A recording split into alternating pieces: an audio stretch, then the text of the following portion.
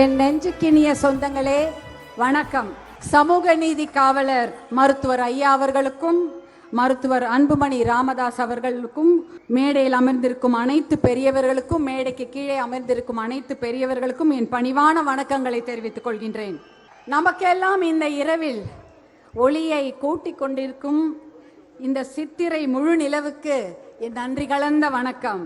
சித்திரை முழு நிலவு வன்னிய இளைஞர் பெருவிழா மாநாட்டிற்கு அலை கடல் என திரண்டு வந்திருக்கும் உங்களை எல்லாம், என் அன்பு செல்வங்களை எல்லாம் பார்க்கும் பொழுது மிகுந்த மகிழ்ச்சி என்று சொல்வதை விட மிகுந்த நெகிழ்ச்சி என்றுதான் சொல்ல வேண்டும். ஏனென்றால் எத்தனையோ மைல்களுக்கு அப்பால் இருக்கக்கூடிய வெளிநாட்டில் இருந்து கூட நம் சொந்தங்கள் வந்திருக்கிறார்கள். அண்டை மாநிலங்களில் இருந்தும் கூட நம்முடைய சொந்தங்கள் வந்திருக்கிறார்கள். எத்தனையோ சிரமங்களை தாண்டி, வாகனங்கள் சிரமம், போக்குவரத்து சிரமம், இவற்றையெல்லாம் தாண்டி தமிழ்நாட்டில் உள்ள அனைத்து ஊர்களில் இருந்தும் வந்திருக்கும் அனைத்து சொந்தங்களுக்கும் ஒற்றுமையாக இங்கே உங்களை பார்ப்பதில் மிகுந்த மகிழ்ச்சி, அதைவிட மிகுந்த பெருமை. எப்பொழுதுமே நம்முடைய வீட்டு பெருமையை பேசுவதென்றால் எல்லோருக்கும் பிடிக்கும். நம் பிறந்த வீட்டு பெருமையை பேசுவதென்றால் மிகவும் பிடிக்கும், கொள்ளை மகிழ்ச்சி. அதைத்தான் நாம் இன்று செய்து கொண்டிருக்கிறோம். நம்முடைய பாட்டன், நம்முடைய முப்பாட்டனுடைய பெருமையை பேசி மகிழ்ந்து கொண்டிருக்கும் நாள்தான் இன்றைய சித்திரை முழு நிலவு நாள். நம் முன்னோர்கள் இல்லை என்றால் நாமும் இல்லை. அது எந்த அளவு உண்மையோ அதே போல் நாம் இல்லை என்றால் நம் முன்னோர்களும் இல்லை.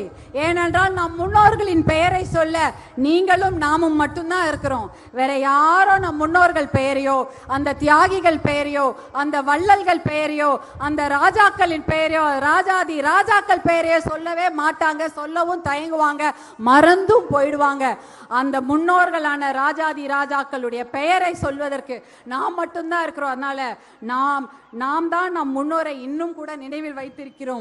இந்த மாநாட்டு திடல், திருவிடந்தை திடல், நித்திய கல்யாண பெருமாள் கூடிக்கொண்டிருக்கும் இந்த திடலில் இந்த மாநாடு சிறப்பாக நடந்து கொண்டிருக்கிறது. அந்த திடலில் எதிரில் இருக்கும் இந்த நிலம் இருக்கிறதே, அது ஆயிரங்காணி ஆளவந்தார் நாயகருடைய நிலம்.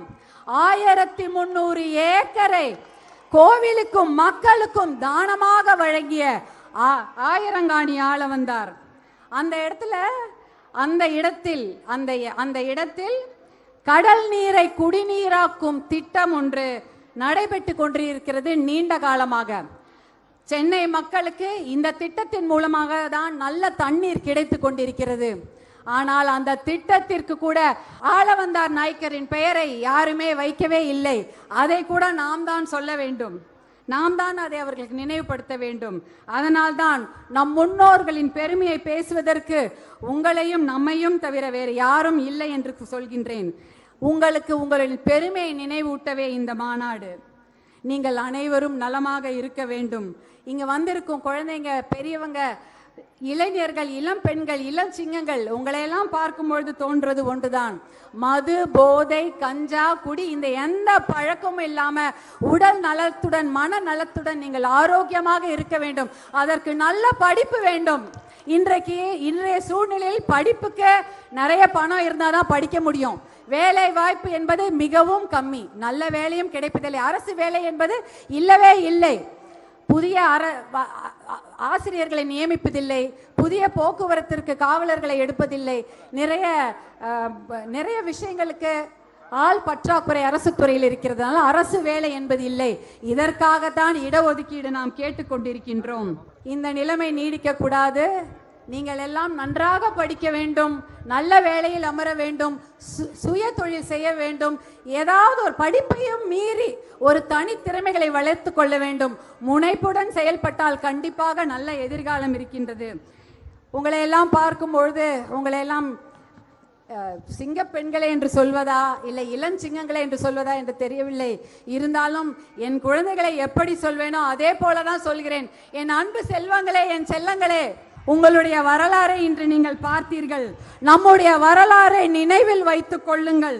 நீங்களும் நாமும் சேர்ந்து மீண்டும் ஒரு வரலாறை படைப்போம், மீண்டும் ஒரு வெற்றி வரலாறை படைப்போம் என்று எழுச்சியுடன் வீரத்துடன் கூறிக்கொண்டு உங்களிடமிருந்து அன்போடு விடைபெற்றுக் கொள்கின்றேன். நன்றி, வணக்கம்.